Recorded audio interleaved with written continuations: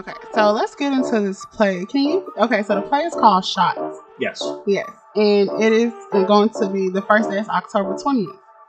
Friday the 20th, Saturday the 21st, Sunday 22nd, and the following Friday, Saturday, and then a matinee goes Sunday, which is the weekend of the 27th. Okay, right. So you told us what it's about. I want to know, where is it going to be? It's going to be at the Palm Beach Institute? Is that where it's going to be? Yes. Okay.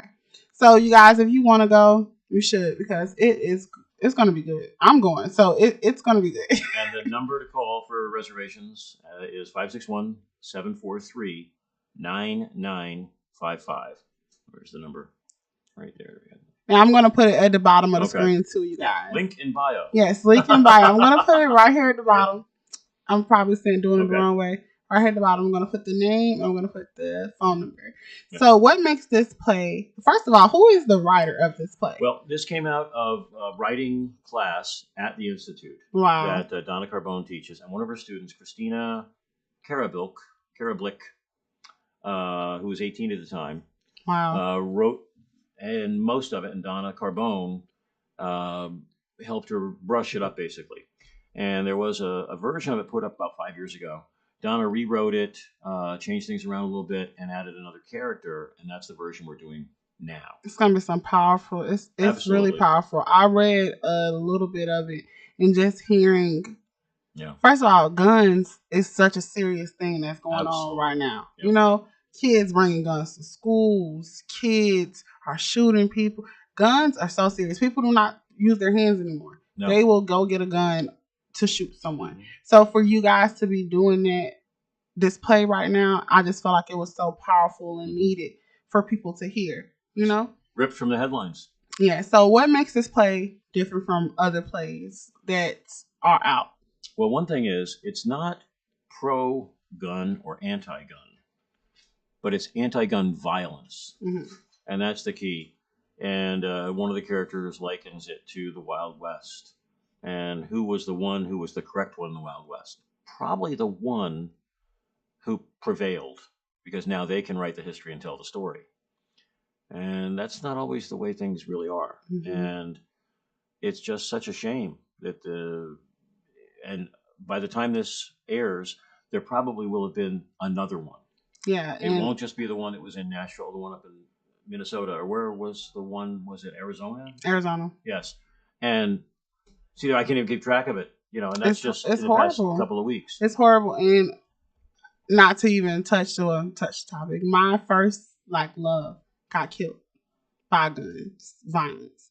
And it wasn't even meant for him. Mm-hmm. I literally got the call one night and they said, well, he got shot. Mm-hmm. And I've had so many friends who've gotten killed. I've had so many friends who've caused the killings that are in prison right now. Mm-hmm. And it's just like, why is that the answer? Mm-hmm. So this play I can relate to, because I've lost a lot of people from gun violence. A lot of my classmates that I graduated high school with are either in prison or they're dead. Yeah. Because of guns. Yeah. And my generation is really where it started with guns, like the violence and people not using their hands or using their words and being adults and having a conversation. They just want to pull out a gun and shoot someone. And then you don't even realize you took somebody's life. That's somebody's daughter, somebody's son. Mm-hmm. Like my ex-mom, that was her only boy.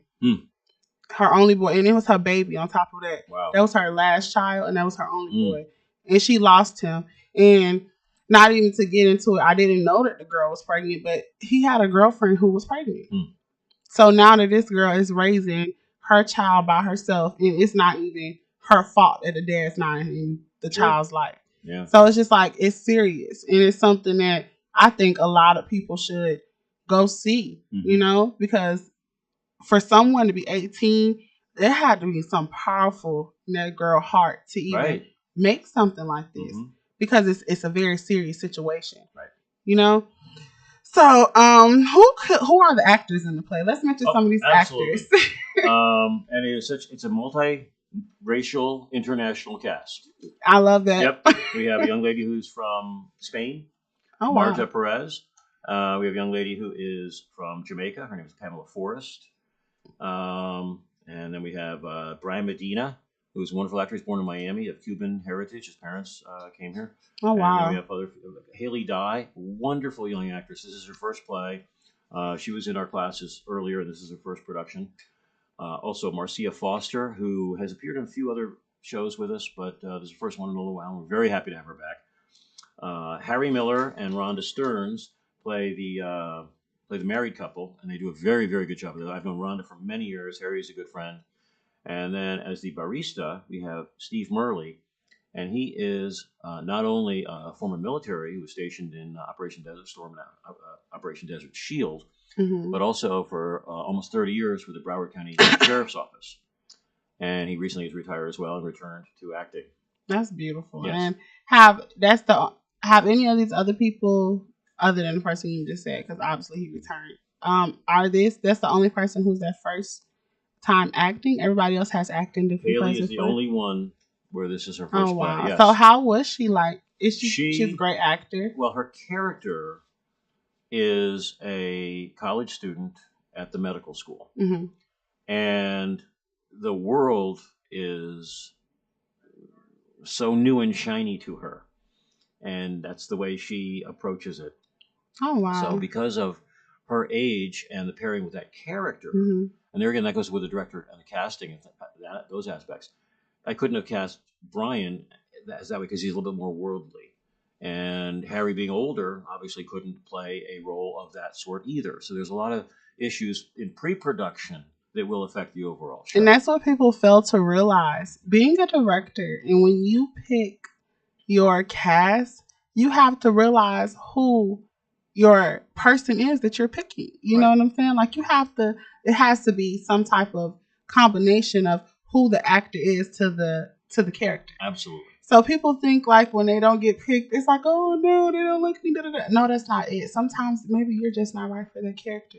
Maybe just sometimes you're not the right person. You don't fit the characteristic. And it's sad to say, but it is the truth, and that's how the world works. You know what I'm saying? Here's where it gets worse. Because let's just say you might have the perfect person for that part, but we don't have the perfect person for them to play against.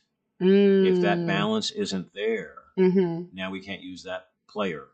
Yeah. Now we have to hopefully find somebody that the fit is better.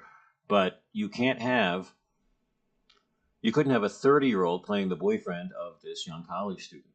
Yeah. So do you guys have understudies? We have one young lady. Marcia is kind of like the designated understudy for all the roles. And she's been sitting in rehearsals when somebody couldn't make it and things like that. Her part is as a reporter. And boy, she nails this cynical. And our media, unfortunately, today, they report on this thing and they go, we'll be right back with puppies. And you're like, weren't you just reporting on a tragedy and a fire and a death and a crash and a thing? And so she just multi-talented. Here comes puppies. That's cool. Yeah, but she's a very skilled actress as well. So this is the last question about the play. What do you want people to take from this play? What do you want people to learn? Well, to learn they don't know what they should know, I think is probably the best way. And there's so much more information out there. Florida recently changed the carry law. We now have what is called an open, unpermitted carry. Well, it's not open because it has to be concealed. But you cannot take it into a bar. You cannot take it into a school. You cannot take it into certain other places, music venues, things like that. And it has to be concealed. So doesn't mean you can go buy a gun and know how to use it because you're not being trained. Exactly. And even if you buy a gun and go get trained on that gun and you know how to use it, guess what? Now you go buy a different gun. That's going to act differently. The caliber, the size of the magazine, all sorts of different issues. What people don't understand. Yes. And it's, as we say in the play, our barista says it. He says it's not a toy. It's not a movie prop. That's wild. And we had that tragedy in that film with that guy who is still pending charges. Okay, and it's I had it's his child. I had an incident. I almost had a horrible incident, but it wasn't horrible. Thank the good Lord above. But I handed somebody a starter pistol to use in this one particular scene where they come in with a gun, pretending it's supposed to be a squirt gun, but I had a starter pistol. It was unloaded, and the guy started going pap pap pap. Whoa! Stop it! What are you doing? He had no idea. And there's a way to handle the gun. You clear the gun. Even if you know the gun's been cleared, you clear it again because you don't know what's happened. Could there be Brandon Lee was killed because the load, the wadding of a blank was in the barrel. And another blank shell, which had a bigger load than most because they were looking for a noisier report, it pushed the wadding of the old blank that didn't come all the way out of the shell into his head. Oh my! And he's dead. Gosh! How can you get killed by a blank? Well, that's Brandon Lee. Oh my goodness! Yeah. So even that situation with the whole situation, that was his child. Yep. He lost the other guy. That was his child. Bruce Lee. Yep. Yeah. Right. Do not play with guns. They are not toys. Oh my God! Yeah. Like, and people don't even realize, even though it's a fake gun, like it is very serious. Okay, them blanks. Have you ever been hit with a paint gun before? I know them hurt. So just imagine a blank, and even like the guns that like when it was like the whole situation happened with George Floyd. I was marching a lot, and the cops had, I don't know, the rubber bullets. Them things look like they hurt, baby. They do hurt. Once I seen it, I ran because I don't want any problems. I just came here for peace. See, y'all trying to start a riot. And then there's the other stuff people never talks about. That way, that was horrible English. It's okay. But they say just the noise from a gun can blow out somebody's eardrum. You don't realize it, and that's one of the things that happens on a film set. Sometimes it's too close to somebody's ear, and it can be an issue. Yes, and people don't realize that, and it could blow your eardrum so bad. Like, have you ever been close to a gun before? I have, and even the loud sound. I don't even like. You get that ringing for 3 days. Yes, I don't even like going to clubs because of the ringing of the music. So I could just imagine a bullet. I don't even like fireworks. I'm not gonna count. Fireworks is just so loud. I just be like, Lord Jesus, it's just too much going on. So I need you guys to go. Just go to the play. And even if you don't go to one of his plays. He's an amazing director. But we have a game, you guys. This is a new game. It's called The Hot Seat. Are you ready, guys? I don't know. The cold weather's here. The seat's not too hot. It's called Do I need the glasses for this? Yes. I should get glasses with a little nose on them. You should. You should. That would be so cute. That's the pre-production of your show. Yes, I should. I have like so many like shades. It's ridiculous. Right, I'm getting serious now. We're on the hot seat. This is the hot seat. The hot seat. If you had magic. Wait, if you had... Okay, restart. Okay. This is called the hot seat. It's called Take Two. Take Two. This is called the hot seat. If you had magic, what show would you do next? That's what. Now, the way you said it, you said magic 3 times when you're asking the question because we had to start and stop. Yes. So what popped into my head? There was a really cool show made in South Florida called Magic City. Really? And it was set back in the 50s, and a lot of my friends did it. I was cast to do something in it, and unfortunately, then the show got canceled. Wow. But Taylor Blackwell was a series regular. My buddy Robert Kahn. Robert Can. I've only recently learned I've been mispronouncing his name for 10 years. Robert Can played James Caan's driver. And a lot of other people. Steve Merliak was in it. One of our cast members was in Magic City as well. So for some reason, Magic City pops into my head. It was a great period piece. And Jeffrey Dean Morgan was the star. So was Danny Houston. Oh, wow. From Walking Dead. And some heavy hitters. And let me tell you something. I love... Let me phrase myself. I love Walking Dead. So you know Jeffrey Dean Morgan? Yes, I watched every season. Okay. Well, I had a really good friend on there who I think his name was played the character of Grandpa or Uncle somebody. I know he's talking about Scott Wilson. Yes. Unfortunately, he passed away a few years back. He had a diabetic is what happened. It was a diabetic situation that he passed away from a diabetic seizure. Oh my gosh! But he was a gifted actor. His first role was in a great film called In Cold Blood against Robert Blake. Oh wow! And you know how intense Robert Blake is. Yes. He matched him word for word. He was really a solid performer, and he was also in The Great Gatsby, ironically playing a character named Wilson. And he was in a movie with Mr. Reynolds called Malone, and they had talked about possibly getting together and doing a project, but and they both passed away relatively close to one another. Actually, they did. It was very close. It was very shocking as well. Yes. I kind of cried. I'm not gonna lie. Yeah. It was very, very heartbreaking. For me, first of all, I love The Great Gatsby. Let's talk about that. But Walking Dead, that's how I really found out who he was through Walking Dead. And I was just like, this man is a great actor. director. Yeah. Because first of all, they really made me think the zombie eclipse was really happening. The way they played in that thing, you would think that the zombies is real. Yep. And I was just like, what? This is beautiful. This is just beautiful. Yeah.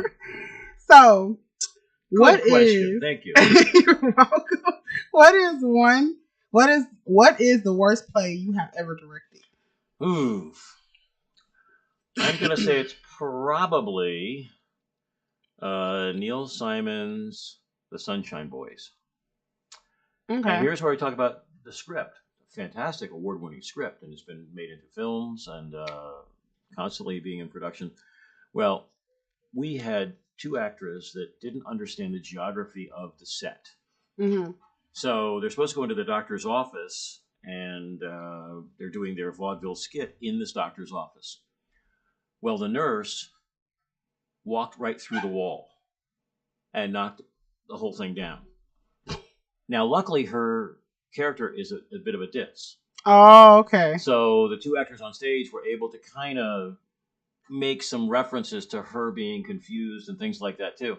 And then the old lady next door did the same thing through a different wall later. And you're like, what is going on? What is going on here? Yeah. Literally, like, did we not practice? Yeah, so it was a comedy of errors, and that performance was at a condo down in Delray Beach. But wow. that was probably the worst single performance. That sounds horrible. Right. Okay. Yeah. So, what makes a good director? Probably communication, empathy, and knowing the script. Yes, and that's important. Right. Before we ever did the auditions, I had to read through the script. I just read it 3 or 4 times. Mm-hmm. Then you put it aside, and then you pick it up, and you go, what was that part about that thing? And you go and you look it up, and you reread that, and you go, oh, yeah, that's a cool thing there. And that's what makes a good director, knowing your plays. A lot of these directors don't be knowing their plays, and that's why things don't be going as good as they want to, because you don't know what you're talking about. You're not just moving chess players around. Exactly. You got to know what you're doing. And that's why, one of my students did an interview about Tyler Perry. She loves Tyler Perry. Like, that is her favorite, director. Mm-hmm. And I was just like, she's very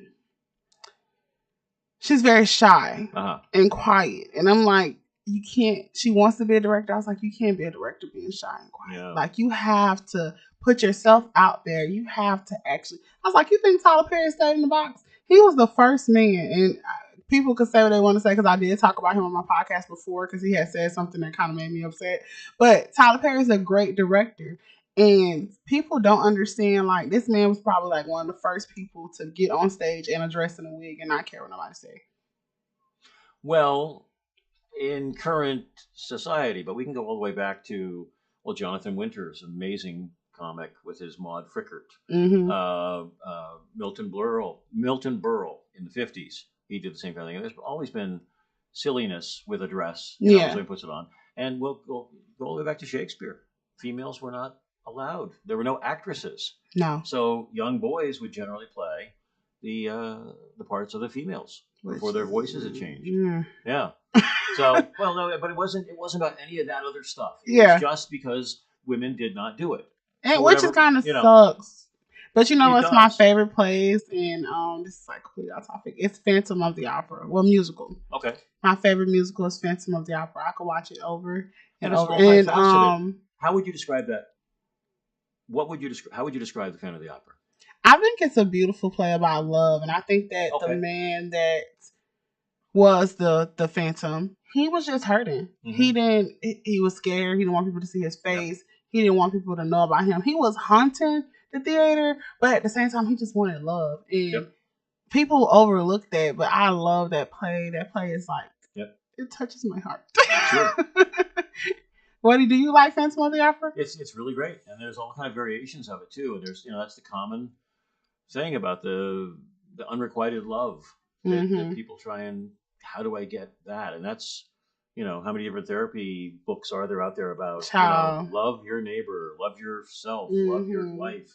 Men are from Venus, men are from Mars. Learn how to love on your right planet, or whatever it might be. All those different things. Yes. And so I know there's a couple of the pop gurus in the 60s. They basically said, The essence of most human communication is "I love you, please love me." Mm-hmm. And when you kind of think about it, that's what we basically really want. Now, of course, we have our other needs of shelter, food, and fire, and all that other stuff. And that's oh, they're taking my food, they're taking my shelter. That's when the love breaks down. Yeah, and love is hard. Next time we get into that. So people know I talk about it on my podcast all the time. Love is so hard. Even though I'm in a relationship, but it took a long time for us to get here, and it took a long time for me to get with somebody that loves me like I love them. You know? Excellent. Congratulations. So thank you. What is your biggest pet peeve? Like, what's one thing that just grinds your gears? I'll tell you what, right now the thing that's really grinding my gears is when the TV newscasters will not have the noun-pronoun agreement. Lala Edwards, she is a podcast host. No, not Lala Edwards, she. Lala Edwards is a podcast host. Yeah, they make stuff easy for them. She is a podcast host. Mm-hmm. Not both. Yeah. And with the horrors, I heard somebody recently, I overheard this when I was getting guests. This is horrible, but it's ridiculously funny. They said something about the problems in Gaza. And the guy said, "Oh, I didn't hear anything about that." And they said what it was. And the guy said, he goes, "Is that in Texas?" And so one of my other pet peeves is, the lack of knowledge. Just general knowledge. Situational awareness. Wow. Going down the street, there's somebody texting and they're weaving. That's not only offensive, it's dangerous. And first of all, saying something like that, baby, you finna get canceled. Because first of all, the situation that's going on right now is very, very touchy for some people. That's why I don't want to even talk about it for real. I'm just praying for both places because it is a very touchy topic. Oh, sure. And for you to say it's in Texas, baby, you need to get fired. Right. Well, thank God it wasn't me. You need to get fired. Well, he might have already been unemployed. Yes. Yeah, obviously. Right. So what has been one of the worst jobs you ever had? Oh, one of the worst jobs I've ever had. I've been very fortunate. That's good. I really, really have. I got a job in a hotel because I was going to Palm Beach Junior College at the time, and I wanted a place where I could do my homework at night. I got a job at the front desk, and for a little while I was being able to do some of my homework, but then I started getting more and more involved, and they started giving me more things to do. I called the Curse of Competency, which was one of the papers I wrote based on that experience. And I went to another hotel where I kept getting promoted, and that hotel closed, and the family of the general manager had another business, and they took me over there. And then I started getting very busy with acting and things like that too. And a guy I'd worked for at a comedy club saw me, and he wanted me to do some stuff at the Improv Comedy Traffic School. So I started doing that, and around the same time I got involved with Kathy Rollins from Standing Rolling Productions, which is who I do the Last of the Red Lovers play with, which is coming up in February. We'll have a link to that one as well. That's going to be a very fun. I direct and I act in that one. Super exciting. And that was cooking along very, very nicely. And then I got involved at the Burt Reynolds Institute. I was the executive director there. And throughout all of it, I just went and it was, I surfed the wave into the next thing. Yeah, my first job. So the worst job I had was, I don't know, maybe one of those days on one of those jobs, but I certainly can't remember it. I don't dwell on it. That's great that you had a great experience with job. I think my first job was one of my worst. I was a dietary aide. I hated it. Why? It was just a lot in the area that I worked in. The nursing home that I worked in was very, I'm not going to use the word. It was very ratchet. It was very ratchet, and it was a lot. And the people, because I was young and I was still in high school, they would try to run over me. Well, that's wrong, but you have to learn that people in that situation are even less happy than they should be. They are, and they still doing the same things they was doing before. Yeah. And it's just the same. So I just be looking at them like, child, y'all hated me so bad. I was 16, 17 years old. No, I think I was like 18, 17. And y'all like 30. Why are you beefing with me and you're 30? You're old enough to my mom, for real. Yeah. Like, you just have to relax. Right. So, what is your favorite genre of film? Like, movies? Like, what is your favorite genre? Mine is horror. Well, I'm going to have to say good, well-done films. In fact, I teach a film history class at the Palm Beach Institute on Sunday afternoons. Really? Yes. I didn't know that. We do a Q&A. It's on hiatus right now, but it's going to come back another couple of weeks. We will pick out a film, like say, for instance, we were doing the final films of, and then a certain star. We did the final film with John Wayne, which is a wonderful, wonderful film called The Shootist. And Ron Howard was in it. Lauren Bacall was in it. Wonderful. Because John Wayne was nearing the end of his career at the time. It wasn't planned to be his final film, but it wound up being his final film. And so we had lively Q&A about it as well, and things like that. We also did The Misfits, which was the final film for Marilyn Monroe. Oh, I love Marilyn Monroe. Yeah. I have a picture of her in my room. Oh, do you? Yeah. Yes, I love Marilyn Monroe. She transcends time and beautiful. She's never gonna not be Marilyn Monroe. Right. Montgomery Clift was also his final film. Oh wow! And here's your trivia question: who is the star of Gone with the Wind? Played Brett Butler. I don't even know. Oh, come on! I'm not gonna lie. But my mom, she loves that. Okay. She does. She probably can tell you all that. Okay. I don't know. Well, that's how we discuss all this different stuff. So you have 3 questions we have to answer. Remember the first one? Yes. The people who work on the station that was actually like football players and worked in sports. Okay, there's 2 guys there, and then the third one, who was I should use that finger. The third one is who was the star of Gone with the Wind, who was also the star of The Misfits, which was his final film. Okay. He got so upset with Marilyn Monroe being late to the set, which was based on her own insecurities apparently, that he got stressed out and he had a heart attack. I think 6 days after filming wrapped up. She died about 6 months later, and Montgomery Clift was about a year later. But wonderful film. And there's a metaphor with these wild horses. It was made in 1961. And wild horses in the Nevada desert. And it's the only state in the United States still where horses roam free. Wild horses. And the Rolling Stones sang about them. Really? Wild horses. You've heard that song. Yes, I have heard that song. Right. I did not know that. They even had a city that still do that. I would love to see a horse just walking. I take it back. There's the islands coast of North Carolina, but those are different types. They're not the Mustangs. They're their own little breed of horse. Okay, I get that. Anyway, so we talked about all those different things. So there's 2 totally different types of films. One's a Western, and the other is a black and white film. We also we did John Huston, wonderful director. Danny Huston's father. We talked about him briefly earlier. And he directed his daughter, Angelica Houston, in that with Jack Nicholson. Oh, wow. And it was called Pritzi's Honor.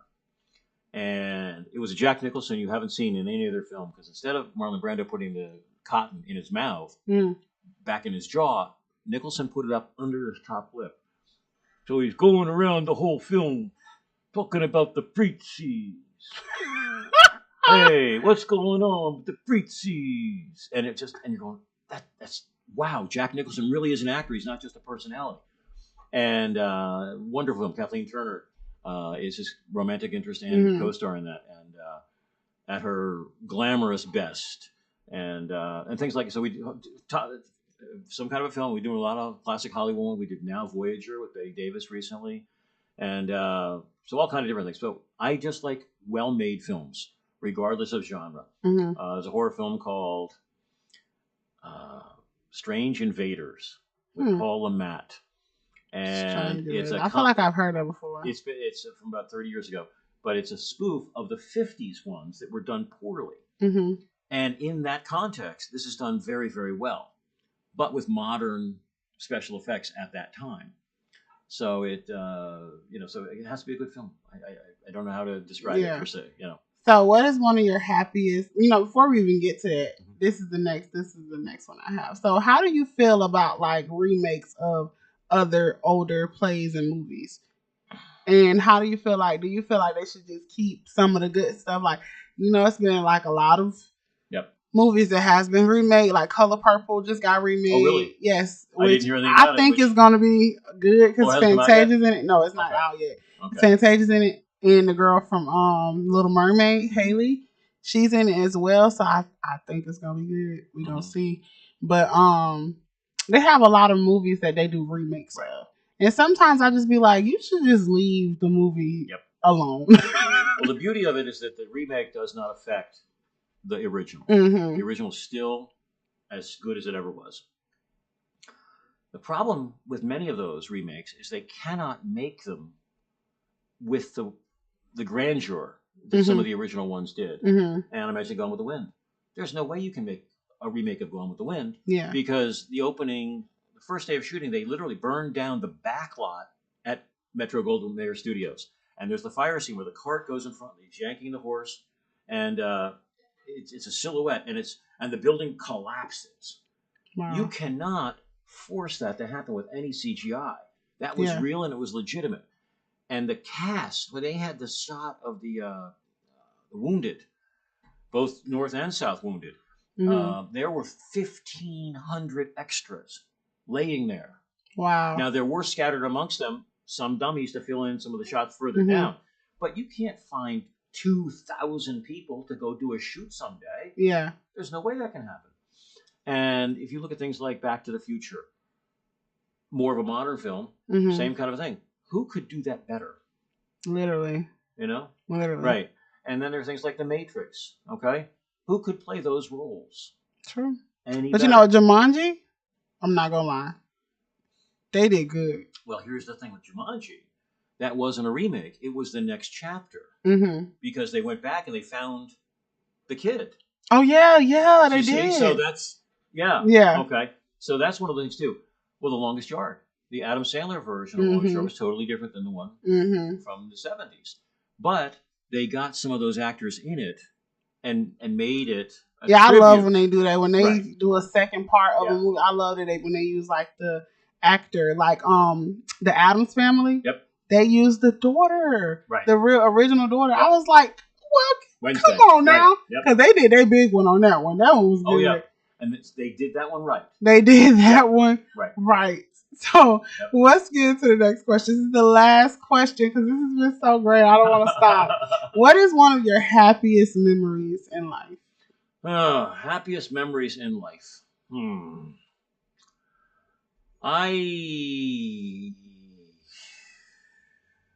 didn't tell me you were going to ask me this part of the hot seat. I try and do most of my things moment to moment and try and not have too many regrets. And where we are right now is a culmination. Had I not made a choice at some point years ago to not just be an actor, but to step over and go, talk to a producer and go, you know, I can help out with the directing if you need me to. And I get to be an assistant director. And then somebody else said this. And then Nick goes, you know, instead of being a director, why don't you be a producer? You can learn. And then, so all this stuff adds up. And it's like the job history I was talking about. So I mean, it's all led to where we are right now. And it's not necessarily a joy, the most joy I've ever experienced, perhaps, but I'm pretty happy right now. That's great. And this has been nice. And the guys, you get, again, please go to this play. Palm Beach. Yes, Palm Beach Institute. The date is October 20th. That's the first day of the play, which is a Saturday, right? No, Friday night, 7 o'clock. Oh, Friday. Okay. It's Friday. Saturday the 21st, Sunday afternoon the 22nd, and the following Friday, Saturday and Sunday again, 27, 28, and 29. Yes, and so you could call. Like I said, I'm going to put the number again at the bottom for the tickets. And this has been so nice. I'm grateful for you coming on, and I hope people take it. Like, you could be a director, okay? Don't stop yourself. Don't push your goals, because this man right here is an example that you could do it for years and be somebody and be successful and meet amazing people out of it. Like, just the amount of people that you just said you missed, like, wow, you would look at you and you wouldn't even like think that you would be a director. But it's not about appearance. I feel like people. That's one of those things too. Some people, I'm certainly not one to think I'm any better than anybody else, and just because of what I do doesn't mean I am, or not, for that matter. That goes back into, you kind of said something about earlier, what's in your heart, and you kind of, you know, I hold the door for people. You know, if somebody drops something, I try and pick it up if I'm closer to it or what have you. And that's about us all getting along. And that's the film set. You all got to get along, you know. It's a little bit of a cliche with Rodney King going back a ways. But, you know, that's also one of the other things, too. I have met some amazing people. And you go, this guy knew Ernest Hemingway? Right. And you go, well, yeah, and that's why he limps, because he got shot, and Hemingway was the ambulance driver that pulled him out of the thing. And you're like, oh my God, really? You know, those types of things. Yeah. And you just never know. And I find that people that have the quiet confidence to, what are we here to do? We're here to take care of that. Okay, we can do that. Or no, that's not really my cup of tea. But then you find out later they don't want to do that because they wanted somebody else to have a shot doing it possibly. Things of that sort. I have been blessed by having mentors throughout my life that have said, hey, let's get this guy. And when I was teaching at the improv traffic school, the head of the company saw me in a thing, and he said, I want you to come into the office every once in a while. Next thing you know, I'm chief instructor. And I had to drive to Miami. That was the bad part of my. There we go. The worst day of my life was I had to drive to Miami 5 days a week. That sucks. And listen, I have people that work in my job that live in Fort Lauderdale and live in Port St. Lucie and drive up here every day. But that's about choices too. You make different choices. No. So the traffic was the bad part, not the job. I obviously love the job. Yeah, it's the traffic. Every time I go to Miami, I get anxiety, bro. Sure. They drive crazy. Yep, they do. They do. Let me tell you that Atlanta, Miami, Texas, and New York. Texas, is that where Gaza is? I guess so. Yep. I guess so. It's been nice. Thank you so much, Todd. This is great. Well, it's been a pleasure being on and what's the exact title of this? No. Everybody's open to get kicked in the guts. Everybody. Nobody's off limits. Like Nobody's off limits. If you guys love my podcast, please click the link at the bottom, okay? This podcast, we are seen. We are Black. We are amazing. We are everything phenomenal, okay? We are phenomenal people, and we should always remember that. And thank you. The podcast has been produced at the CSB Media Center. Jim York is the head guru at the CSB Media Center group, including the Palm Beach Film School, the Connecticut School of Broadcasting, the Palm Beach Code School, and about 14 other things that nobody gives you a free soda from. Bye, everybody. Take care.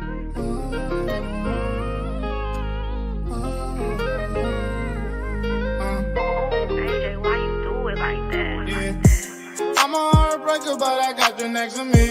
On them lonely nights, girl, I need your therapy. You got your guard up and you threw away the key. But I knocked your guard down till my love in jeopardy. I'm a heartbreaker, but I got you next to me. All them lonely nights, girl,